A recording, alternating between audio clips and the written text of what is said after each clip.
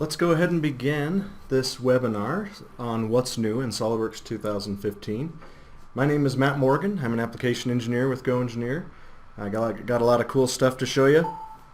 So let's just jump right in and take a look. We have a couple of things on user interface.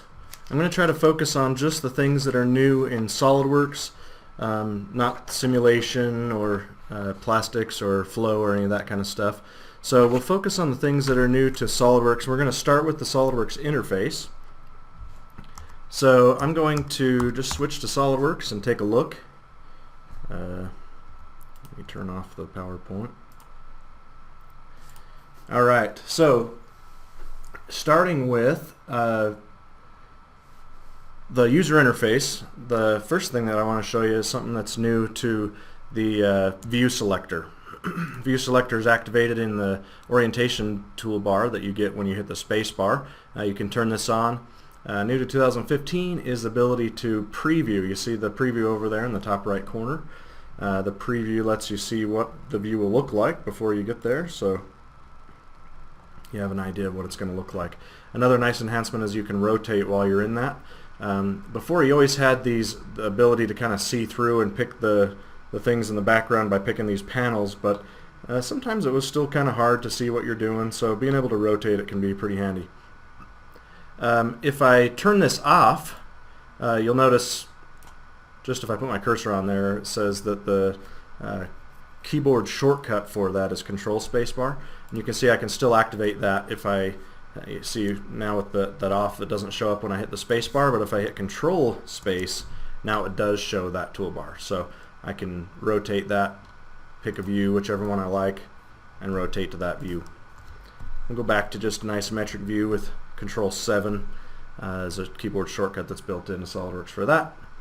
So let's take a look at another cool enhancement. When you have components hidden, especially like this where they're part numbers, it can be rather difficult to tell what that is, and you kind of have to go through showing and hiding, or there is this show hidden components button that kind of alternates the display. But in 2015 you can simply select it and it shows a transparent preview of it, so I can quickly get an idea of what it is without having to show it first or switch to that show hidden components. So I can quickly set those and show them. Okay. Some nice enhancements to isolate. One is that isolate can be performed while you're in edit part mode. In the past that was not available while you were in edit part mode. Now it is, and you can also get to isolate by selecting a mate. And so if I pick from this favorites that I've saved a mate as a favorite, I can also right click and isolate.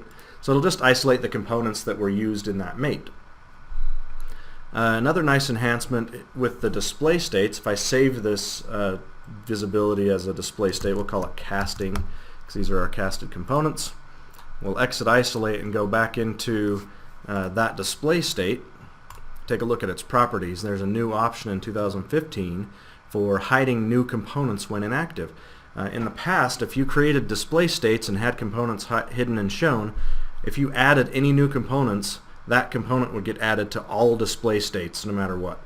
So it's kind of nice to be able to say hide new components when inactive, meaning if the casting display state is not active, you can hide that display state, or I mean you can hide that component, any new components in that display state. So that comes in pretty handy. Let's open up one of these parts and take a look at it.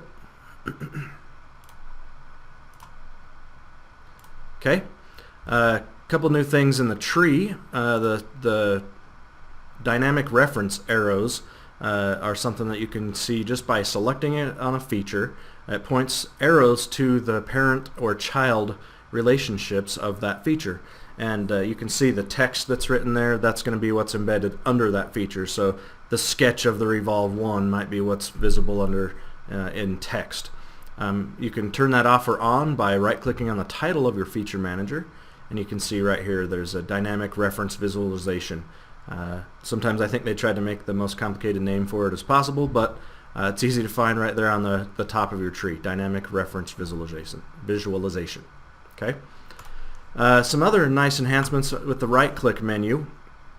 if I right click, you can see that there are some options now in the right click menu. If you just right click out an empty space, there's some the ability to change your view or your selection type, the magnifying glass, a few things like select other. But one of my favorites is the filters, to be able to get quick access to your selection filters instead of having to show the toolbar or use your keyboard shortcuts E, X, or V. E is selection filter for edge, X is for face, and V is for vertex. So we can now use those face filters to select an area like this. And you know, how many times have you spent a lot of time selecting a whole bunch of complicated surfaces for knitting together surfaces or something like that? You know, you're just picking a large number of faces or edges or whatever it is, and you click a toolbar and then realize, oh crap, it wasn't that toolbar, it was in the right click menu where I wanted to get to that. So somehow you end up losing your selection as you're clicking off toolbars and clicking on another one, and now you got to go back and reselect it all. Sometimes that can be pretty time consuming. So SOLIDWORKS 2015 added a nice new enhancement for previous selection. So you can see if I click that, it goes back to whatever I had selected previously, saving us lots of time for reselecting geometry. And you can even take it a step further now in 2015 as well to save the selection. So you can simply right click, save selection, and now that goes into your selection sets folder right here on your feature manager. And so you can see I have some previously created selection sets, and now the new one that I just created is in that selection set. So if there's anything that you're picking over and over again, you're reselecting it over and over again, you can save those as selection sets. I'll show you a couple places where that comes in handy as we go on. Let's see, another nice enhancement is going to be the small face selection, and you see that by going into your options, and if you just search right up here in the options search, just search for small face, and you'll find this enhance small face selection precision. If you click on it, it takes you to the display selection where that option is, and you have enhance small face selection precision. And what that does is it changes the way that SOLIDWORKS uses your precision for selection. You can see if I make large mouse movements, it's mainly picking edges, unless I have the selection filter on still. So I'm going to hit X. That's going to turn off the selection filter of faces. Now you can see what I was trying to tell you. If I move over large faces, it shows the highlight, but if I get over small ones, it only selects edges, it doesn't pick the face. But as soon as you start moving your mouse really slow, then it starts to enhance the precision of your mouse selection, so you can get to those little small faces like this one that's really hard to select without zooming in and out, saving us time of having to zoom in and out when you're trying to select a bunch of different faces. So that comes in pretty handy. You can also edit your pop-up toolbar, which is also the same thing when you right-click this pop-up toolbar right here. You simply right-click on it, and now in 2015 you can customize the pop-up toolbar. So I could say, you know what, I do a lot of Hole Wizard features, so let's just drop Hole Wizard in here, and now when I select, I get a Hole Wizard as one of the options too. The toolbar is available to me, so I can, you know, quickly add a Hole Wizard hole because I have that toolbar there. Okay, pretty cool. So let's close this down and open our next example.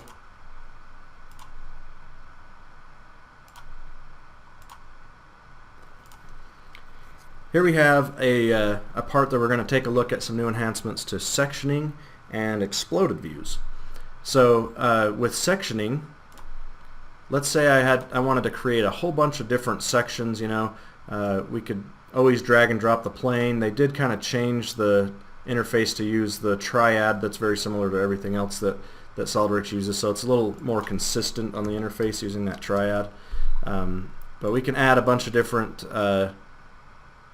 section views here. You know, can rotate those around. We'll set it to just an even number and go to a third section, turn on the right plane, and in the past we've been able to switch sides of each of these sections, but that doesn't give us a whole lot of choice as far as what those section views should look like. Okay, so in 2015 they added a new zonal sectioning option. So if we turn on zonal sectioning, now I can select exactly what zones I want to keep, which ones I want to remove. So I can keep this side. I'm going to use my 3D Connection wireless space mouse to spin this around. Pretty handy little devices as well if you get a chance to use one of them. Still, like we could in the past, we can still ignore selections, tell it to not section these components, you know. I could go into whatever I want. I won't bother going through all of them, but it's pretty handy. Okay, good enough. Now this is a little warning that is pretty handy too. It tells me that there's now 0 thickness at the locations where these are. You know what? I do want to cut this guy here, so I'm going to get him out of there. Perfect. So let me just show you real quick. See that area right here? This is where the 0 thickness is going to be. So when I hit OK, it warns me that, hey, you can either do that graphically only, or you can have it automatically resolve. So if I automatically resolve, it allows the section view to happen. And if I zoom in here, show the magnifying glass with the G on the keyboard, you can see that little section there has been offset just very slightly, so it does not create a 0 thickness. So it's kind of nice that it can automate that. So instead of just failing, it tells us that it's going to just correct it automatically. So that's pretty handy. So let's turn off the section view and take a look at some new enhancements to the exploded view as well. So let's just go exploded view. New in 2015, as long as you have SOLIDWORKS Professional, is this ability to use a radial explode, which is really handy when you have parts like this wrapped around a cylindrical shape. Here's where we're going to take advantage of one of our selection sets. So I'm going to open the selection set and pick one of the selection sets, so it highlights that in my explode components. We're going to set the explode to be based on this cylinder, and then I simply pull it out and it explodes radially. Okay, we'll use our other selection set and we'll pull these other components out as well.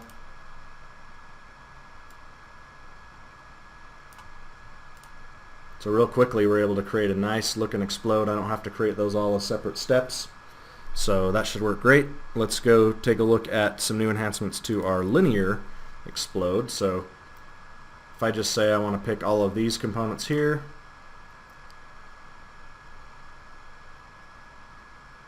okay, and then we'll exclude this one, but we have the auto space turned on.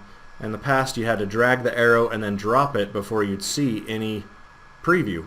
Now it previews as you drag it, which is pretty handy. Makes it really nice to be able to see exactly where you're placing these things before you say okay, and it's now just way overspaced and you got to drag them all back. So that's pretty nice.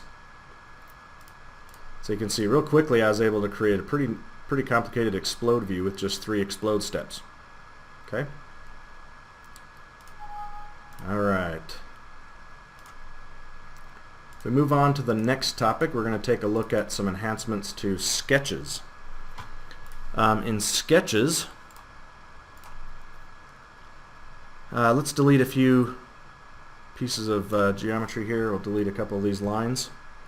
And we'll take a look at a new functionality in just, you know, Sketches 2015 has just saved us a lot of time in selection and reselecting to add relations to.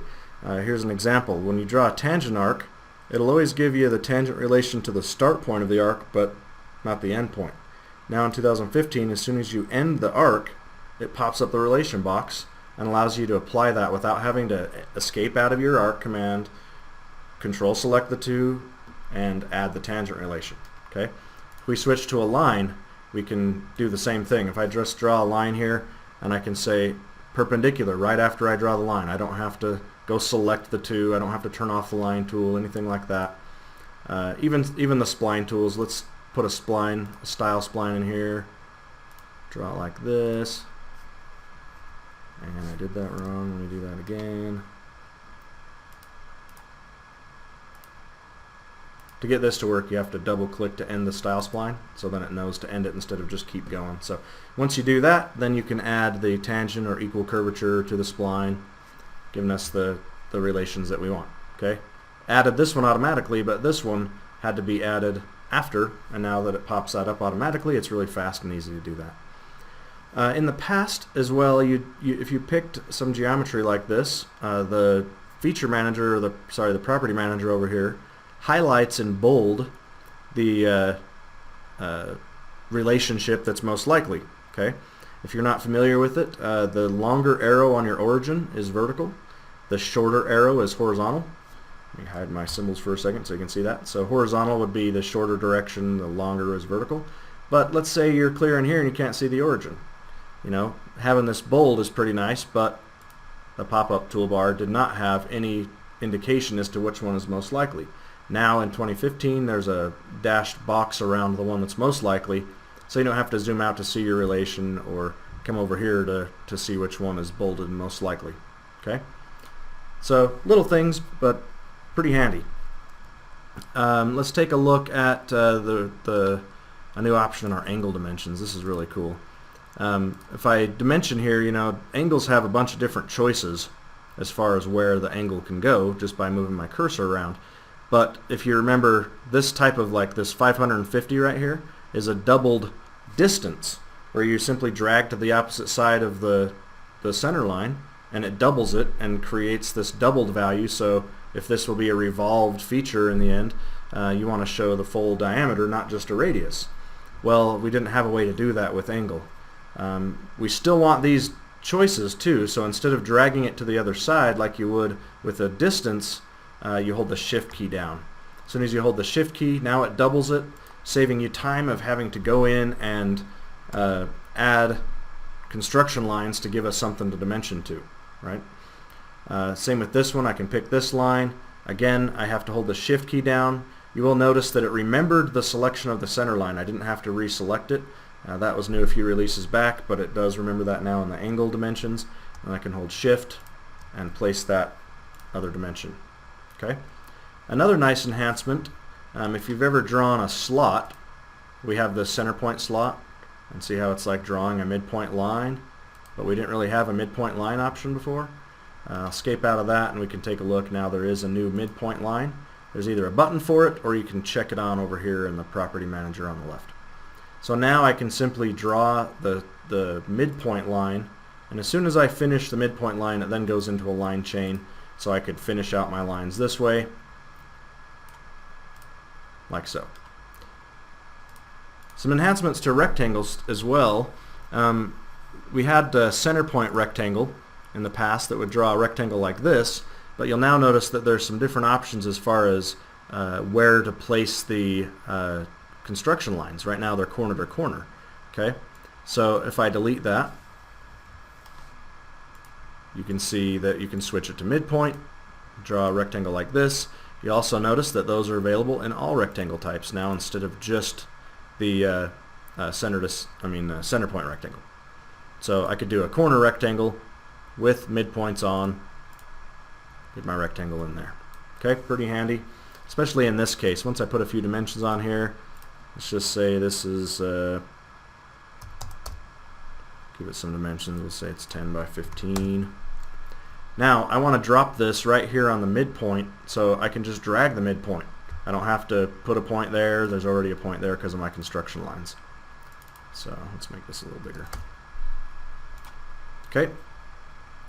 Another nice enhancement in if you use the select chain. You know, you right click some geometry, you pick select chain, and it picks the whole chain of lines that are connected together. But when you had construction lines, the select chain was not available in the past. Now you see that select chain is available for construction lines even. So I can quickly select those and quickly switch them over to solid, so they get used in my sketch. You can see my preview updates when I move the sketch and have it rebuild a little bit.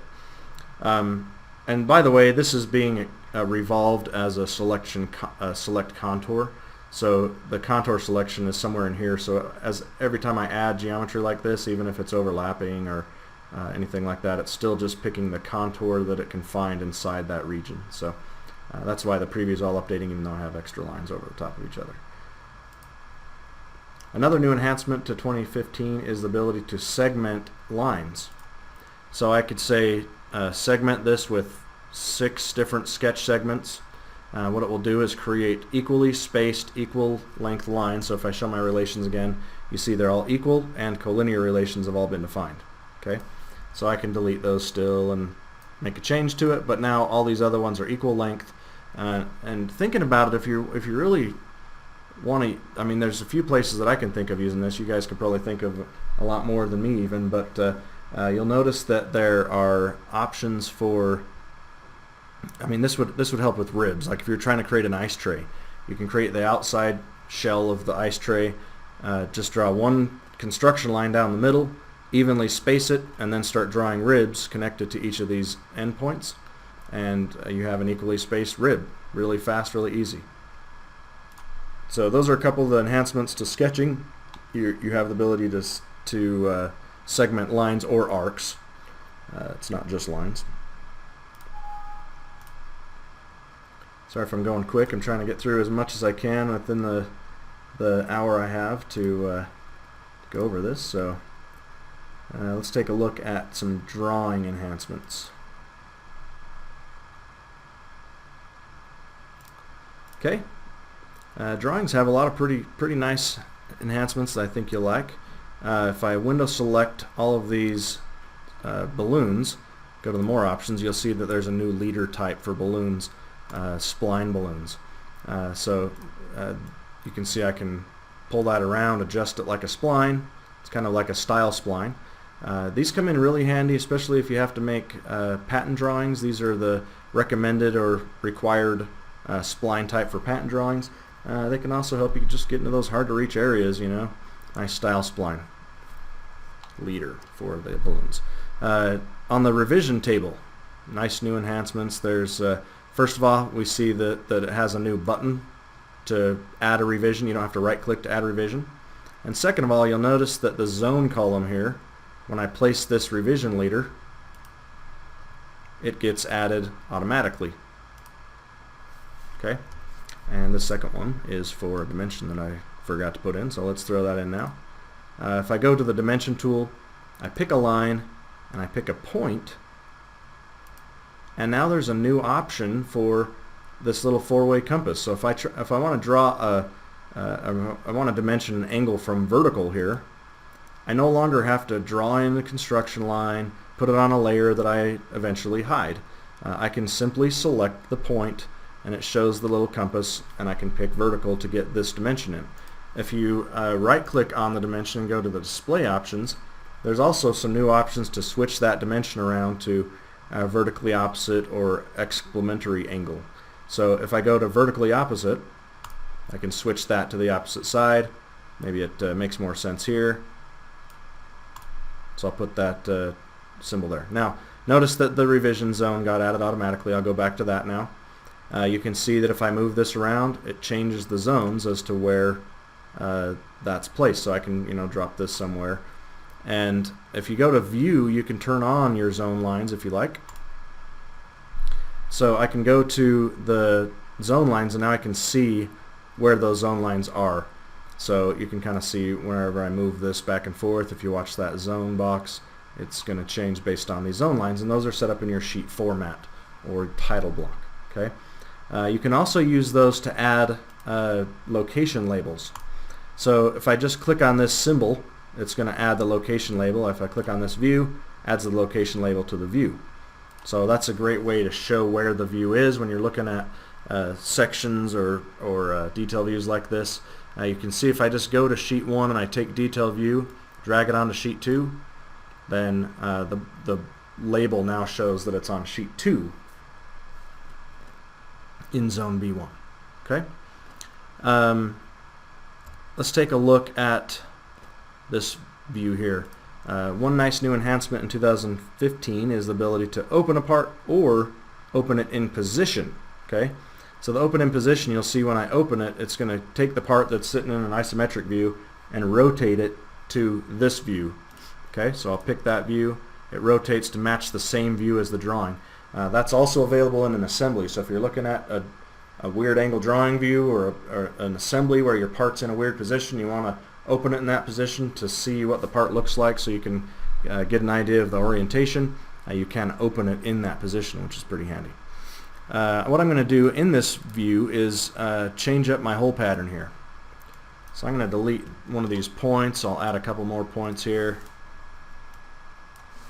And when I add those points, you know, what's it going to do to my center marks in my drawing? I deleted one and added two. Okay, of course, that center mark is going to go dangling. Okay, in 2015, no problem. You right-click, reattach. I can reattach it to a new hole. So the hole that was attached to is gone.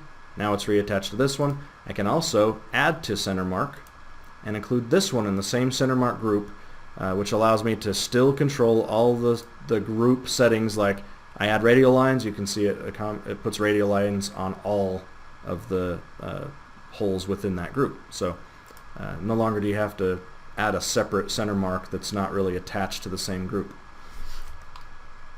If we come over here and look at this part, we have the we can show you a layer that doesn't print. So we've called it security. It's not really like security, but just the layer is named security. But what we have done to security is turned off the print option. It's just a click on that object, print or not print.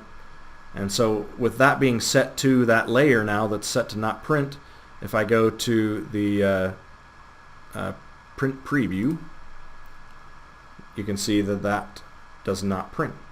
Okay, so if you have sensitive information that you don't want to get printed and sent out to your clients or anything like that, some of your notes might have some important sensitive information, you can set that to a view that doesn't print. I know I've been asked several times if you can do the opposite. I don't believe there's a way to say don't show it on the drawing but do when you print it, but you can do it the other way where it doesn't print. So let's turn off our zone lines now. Let's take a look at one more nice option. You know, sometimes when you're looking at really large views that have been cropped down, or if you do a relative view, sometimes the view is way bigger than your drawing, even though what you see is in a little spot here, but because it was a big view that was cropped down or was a you know, part of a bigger object, sometimes this view border gets way off your screen, or sometimes you might pull a view off your screen because you don't want it to be on the drawing or on the print, but you don't want to delete it because sometimes you do want to use it or something like that, or you want a bill of materials to be created from this view or something.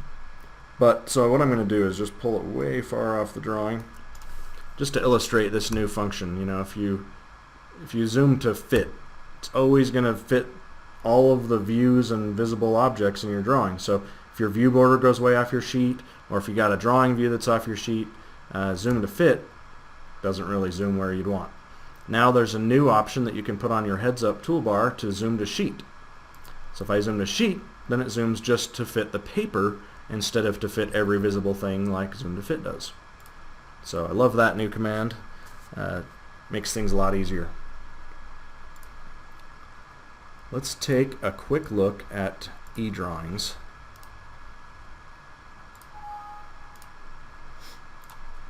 Most of what I'm going to show you is eDrawings Professional. eDrawings Professional is required to do section views, move components, mark up and measure kind of stuff. So I'm going to open a few things in eDrawings here.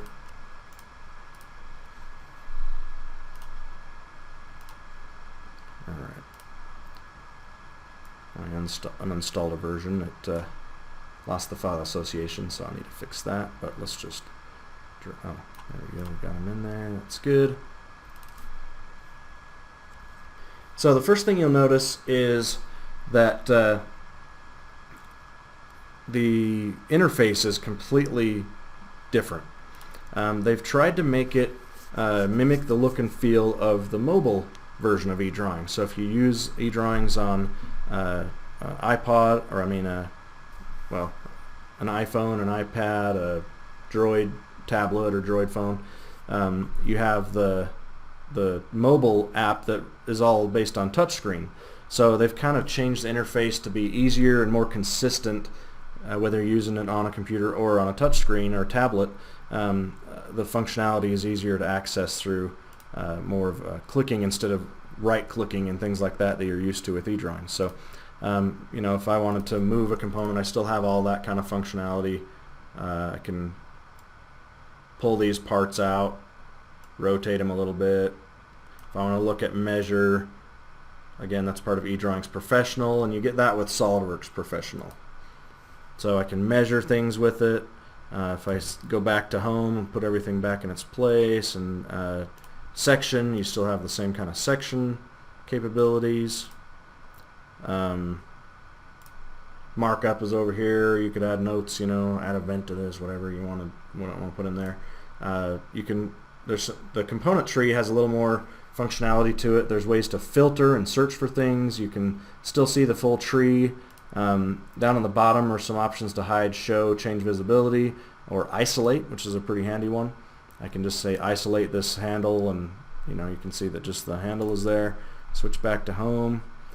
They've copied the SOLIDWORKS heads-up toolbar, so all of the toolbars are much easier to get to instead of having to hide or show the buttons.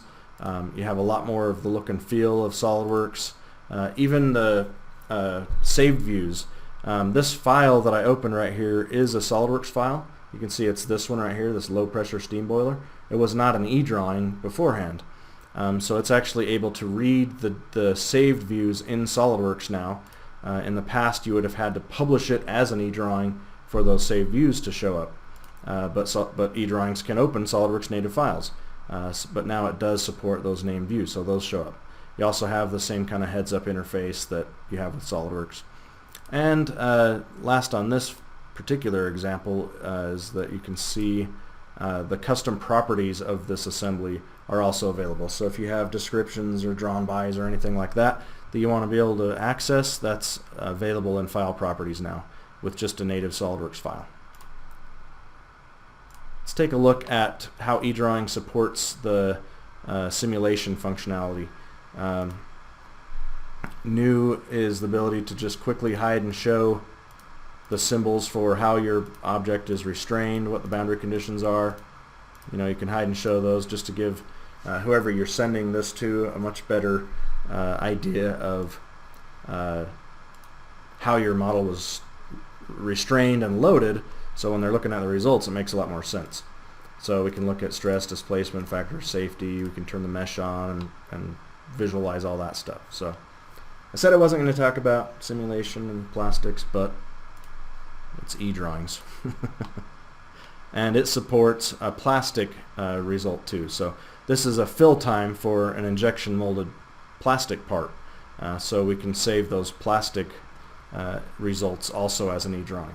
Okay, so that can come in pretty handy if you're trying to send this information to someone else to make design decisions or make a call for you on what changes should be made. So let's take a look at the next example.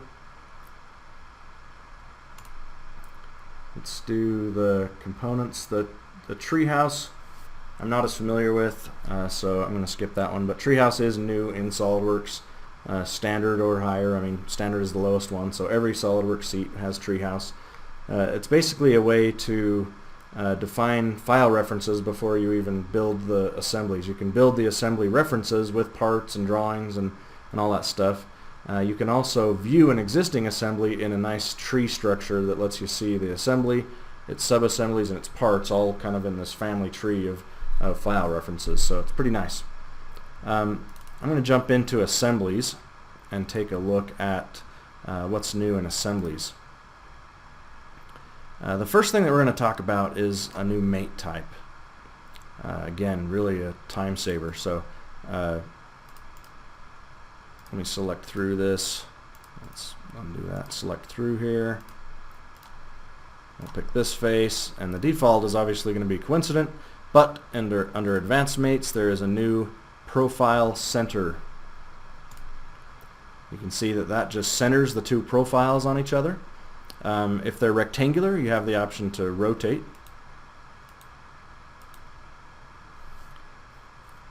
If they're circular, you can spin them around, but it doesn't rotate in quadrants like this or in 4 ways. But you can also lock rotation. So that centers that in place. You can see that, of course, like any other mate in SOLIDWORKS, it's if I change some of these numbers around, it stays centered on there. Even if I move this around to other locations, Okay, works pretty good. If we want to keep showing that mate for a second here, we got these screws. Now with one single mate, I can locate the screw and lock its rotation, fully defining the screw. Okay, so if you came from Pro E to SolidWorks, you probably like fully defining everything, so that should come in handy for you guys especially. Single mate, sorry, not flip dimension, but lock rotation. Now that screw is fully defined. Alright, now let's take a look at some enhancements to the width mate.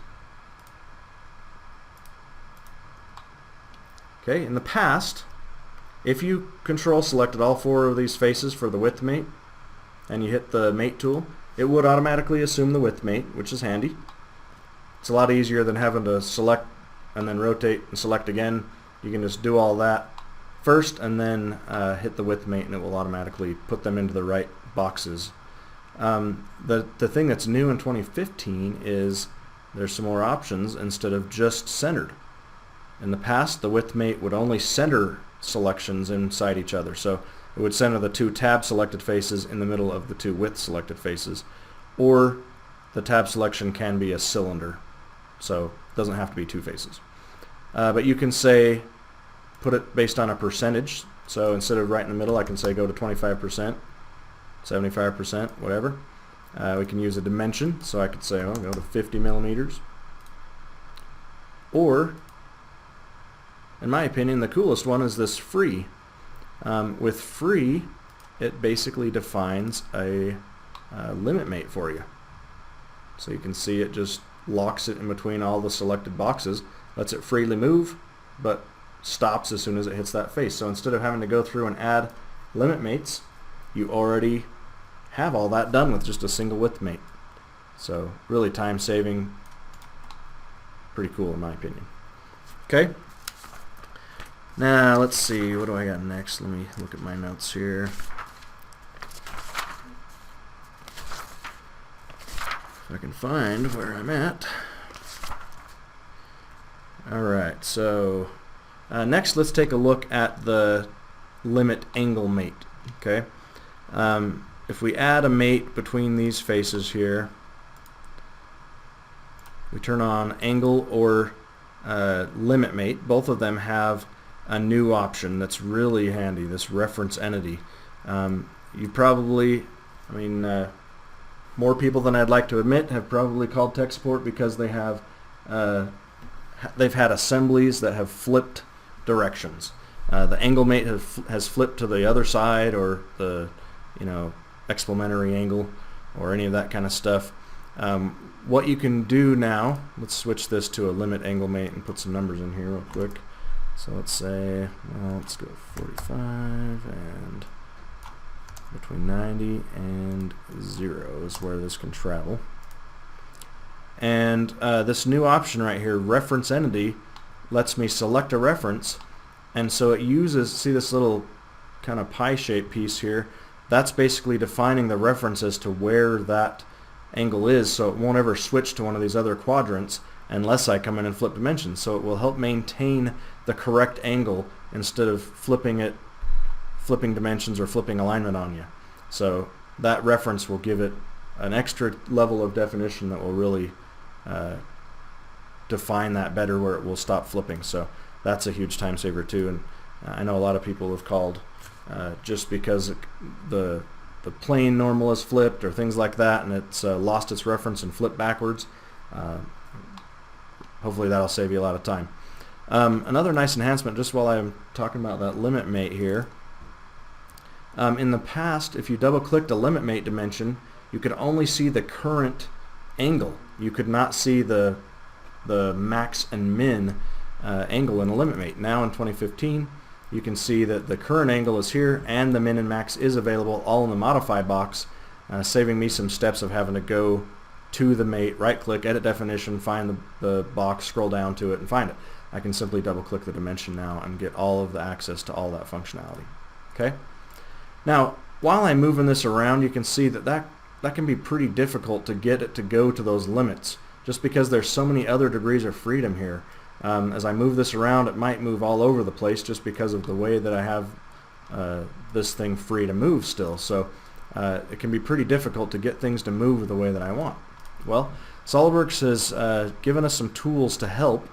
When you go into the Move Component toolbar, there's this new option to temporarily fix or group components together. So I can say, let's just temporarily fix this line or this object for a minute. Now only the things that can move beyond that fixed object are available. So now I can really see that limit mate. I could even stop this from moving by grouping them together. I can say, let's group this guy and this guy together. So now as I drag, only the rotation happens because this bar is fixed and these guys are grouped together. And all that's temporary, so as soon as I hit OK, it goes back to normal and all the normal mates are being solved. So it kind of just temporarily holds them, temporarily. It's almost like creating a subassembly where this is solving as rigid now temporarily until you ungroup them. You can have it remember selections too. This doesn't mean it remembers it outside of the move component, but it means if I decided, well, you know what, if I wanted to come back and change that limit mate a little bit to give me a different angle, I could go change it and then come back in, and it would have remembered these selections, so I don't have to reselect what's fixed and what's grouped together again. So if you have to pick a large number of them, that can be handy to have it remember it, giving you the ability to go edit it, come back, check it again to make sure your edits fixed what you were going for. Okay? Let's see. Now let's take a look at adding a component. So if I add a component to this assembly, let's add another clamping knob. You'll notice that there is a new orientation box because you probably all have dropped a component into an assembly and it's been backwards. As soon as you add the first mate, it flips around and goes inevitably buried in some other part and you can't find it. So now you have the ability to go click on these buttons, rotate in whatever increments you want. I can say let's rotate around that y-axis, so I can click rotate in y till I get the object in the direction I want it to be mated, then I can drop it, and that gets it much closer into the right position. So as I add mates, it doesn't have to flip around to get there, so it's going to avoid that problem where it flips and goes buried into something where I can't see it anymore. So we'll just mate that concentric and tangent, and you can see it didn't have to flip because I was able to align it correctly before I dropped it. Okay, you always had the ability to place it and right click on it to rotate it, but that little pop-up toolbar is pretty handy just to quickly do it in large increments before you even drop it. And those are kind of, it's nice that it keeps it kind of in that same XYZ direction, so it flips in 90 degrees and it lines it up with things that are already lined up with XYZ pretty close. Okay, let's take a look at the interference detection. So if I go to evaluate and I go to interference detection, I have a whole bunch of interferences in here. Okay, so we look at a couple of these interferences. Some of them are really large, some of them are really small. So I can say, well, let's sort them. There's now the ability to sort smallest to largest. So I could look through these small ones and say, oh, those are O-ring grooves and things like that. Maybe they're threads that the major and minor diameter of the threads are overlapping. Another new option is ignore smaller than. So whatever one I right clicked on, if I say ignore smaller than, it will automatically remove all the smaller interferences, leaving me with just the larger ones that are more likely to be something that I got to take care of or fix. Okay, so this particular one, there's some interference here. This part isn't big enough, and that will help us illustrate another really cool enhancement. So I'm going to unsuppress this cutout. This cutout, sorry, edit it, let's unsuppress it. That cutout adds a larger hole so that interference is gone, but the problem is everything was mated to that face that's now removed with this cutout. Okay, so I go back to the assembly, and the assembly says, whoa, I got 3 mates failing here because they were all mated to that inner face of this bracket here. So I got some work to do. I got to go through and fix all these mates. So I go to the missing face, and I say, well, let's just mate it to the outside. It's just concentric, so mate it to the outside, hit OK, and SOLIDWORKS says, hey, I noticed that there were other mates also associated to the same missing face as this one. Would you like me to just correct all of them all at the same time? Well, yeah, of course you would. So I replace all of those at the same time. It fixes all the mates and just reassociates the ones that were broken because I removed this face that they were mated to. Now they're all associated to this one. Again, huge time saver when working with mates, when you're making design changes and changing faces to where mates are failing because the faces have gone dangling. They're missing now. So pretty nice there. Let's look at a new option as well. Let's say we have these three knobs. We got two knobs here that are on some smaller objects. Let's say that this knob right here needs to be different. It needs to be bigger. Maybe we want to have a little more force on this face, so we want to put a different knob here. Okay. The workflow in the past would have been to open this knob, save as. If you have the assembly open, you have to remember to do save as copy instead of save as. Make the new file, come back into the assembly, replace, keep mates, and then you're done.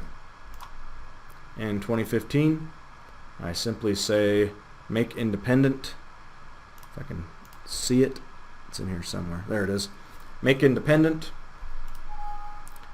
Give it a new name. Let's call it clamping knob large, even though I'm not going to go through and change it at all. We'll just change its name to clamping knob large. Now if I look at my tree, I have clamping knob 1 and instance 6, and then I have clamping knob large. This one is a completely different file now than this one. All I had to do is right click and say make independent, and it created a new file for that, not changing any of the instances in the assembly that were not made independent. But these ones stayed the same and that one's new. Pretty nice. Let's look at just a quick example of deleting a feature. So if I delete this component, there is the option to delete or not delete child features. We can take a look at a new option now on 15 to do an advanced delete. So if you go to advanced, you can even pick which mates you want to delete.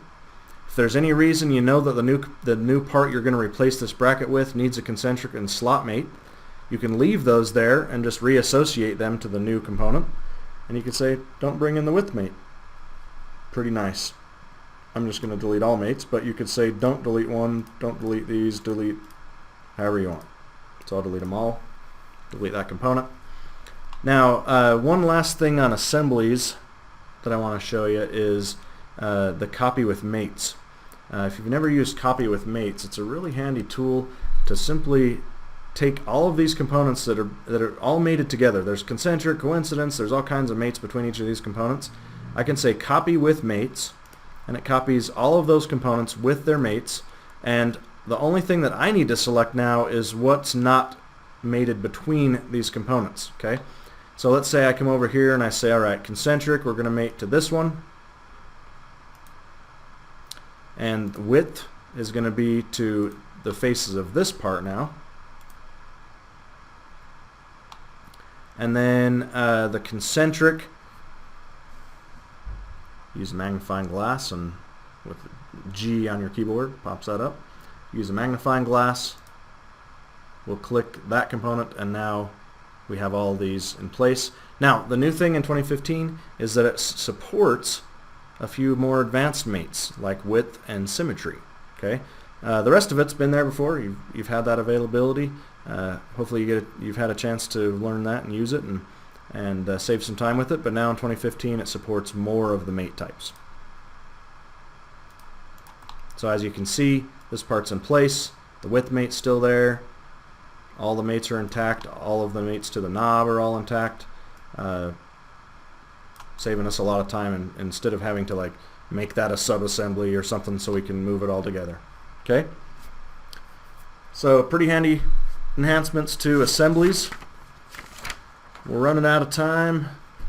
We got about 5 minutes left, so let's jump into let me kind of decide here which ones I want to show. Let's go into weldments a little bit, weldments and sheet metal. That's probably where we're going to have to end it based on the time that we have left, but let's take a look. Weldments.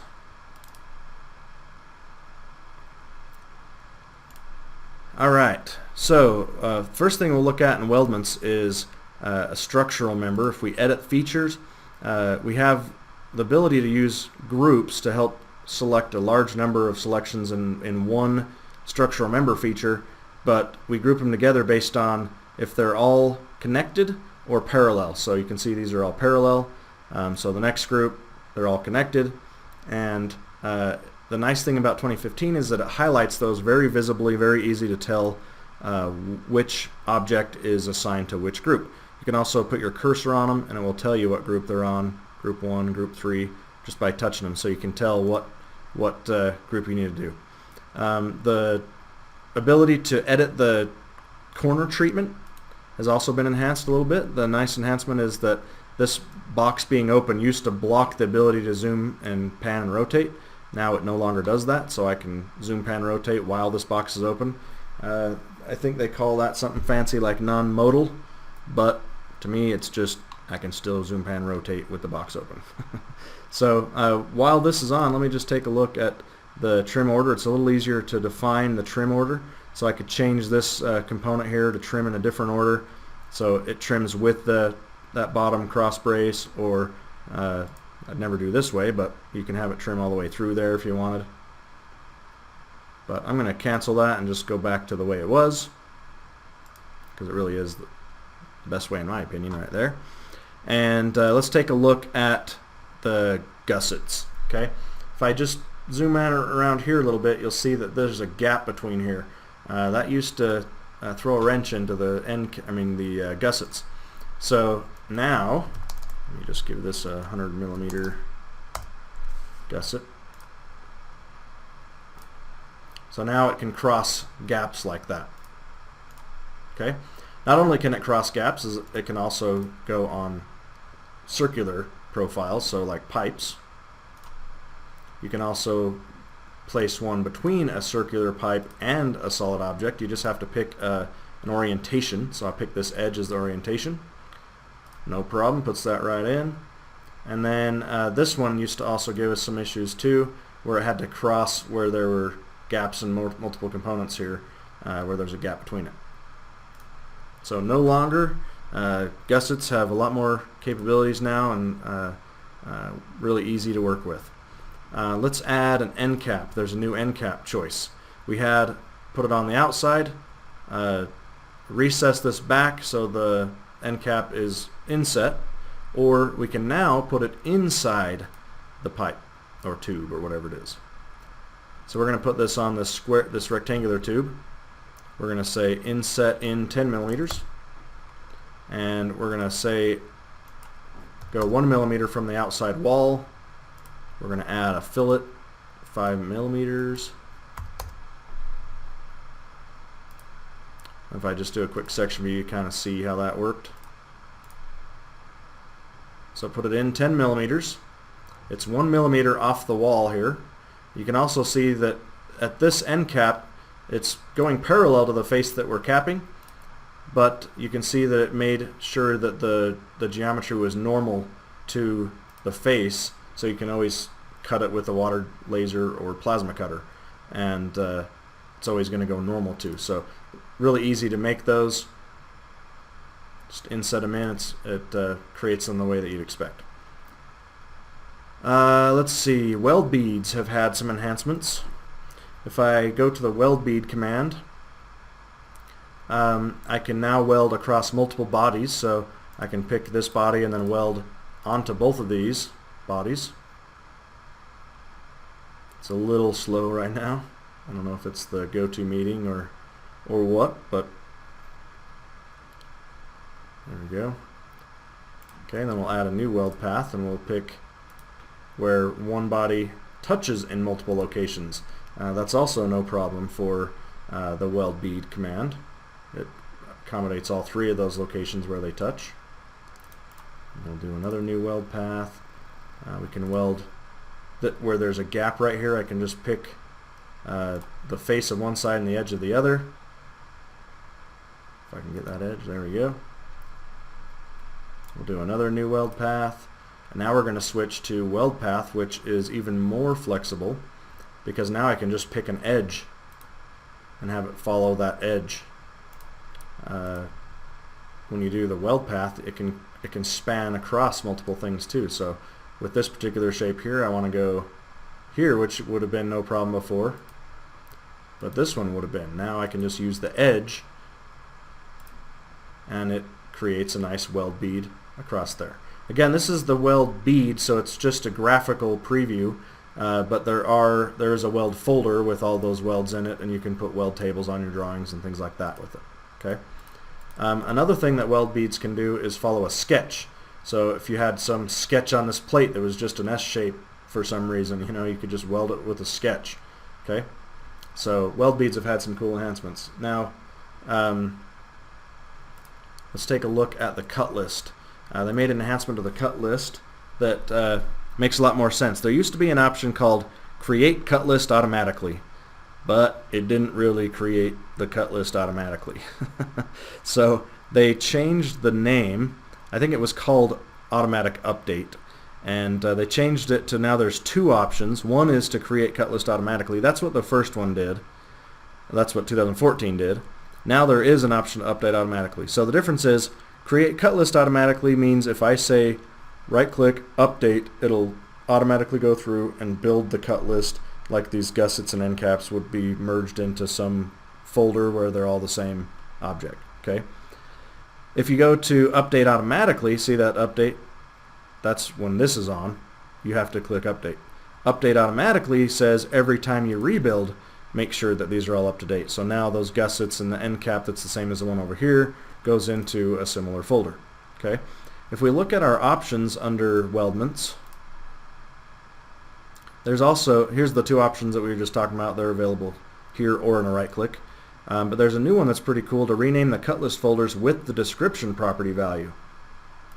So you can see right now, cut list item 32, cut list item 1, cut list item whatever. If I hit OK, now it names it to its property, so I have a better idea of what's in that folder. So I have 3x2 rectangular tube. I have plates. I have the sheet metal parts. I have all the stuff is a lot more, it makes a lot more sense on how it's organized. Okay. Looks like we're going to run out of time right at the end of this lesson, so we'll have to tune in next time for some of the other enhancements to sheet metal and patterns and move faces.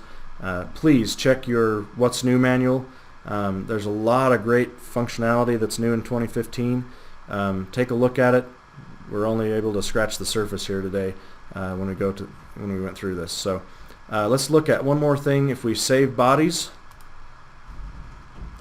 this isn't new, but I'll show you what is new. So let's call this, let's put this into my weldment folder.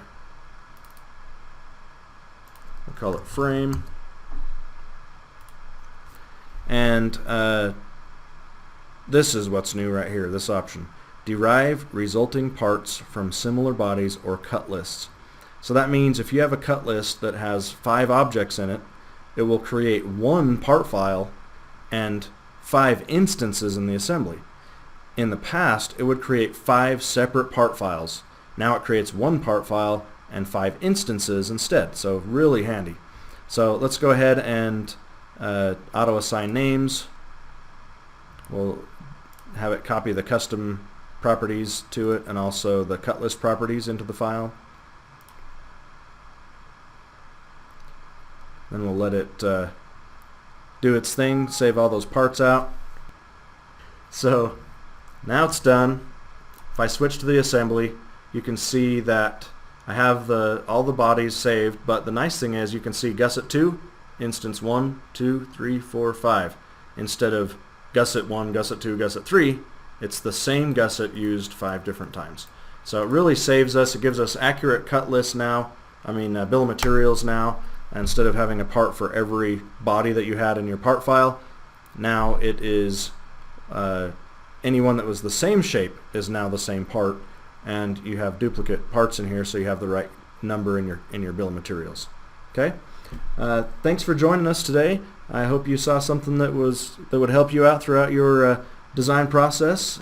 And if you have any questions, I'll stick around and answer them. If you just want to post them to your GoToMeeting, I'll stick around for a few minutes and just watch and see if any of you guys have any questions. If not, again, thanks for watching. This has been Matt Morgan with GoEngineer.